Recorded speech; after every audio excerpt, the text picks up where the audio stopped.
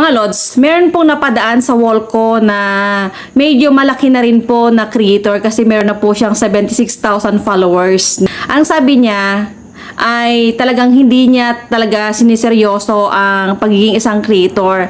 Kasi nga nakita ko doon na pinost niya ay yung kanyang mga videos or mga content ay unmonetized or hindi to binabayaran ni Facebook. Bakit?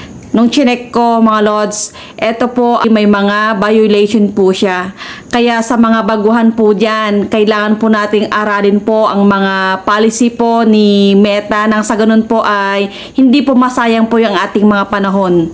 Kung hindi mo naman naintindihan yung mga policies ni Meta kasi nga English to, ay pwede naman po tayo na makinig po sa mga tutorial po kung saan ay nagbibigay ng mga tips, mga advice at yung mga bawal at para makaiwas po tayo sa mga violations at kung ano ba yung mga ibang diskarte pa para mas mabilis po tayo na umangat.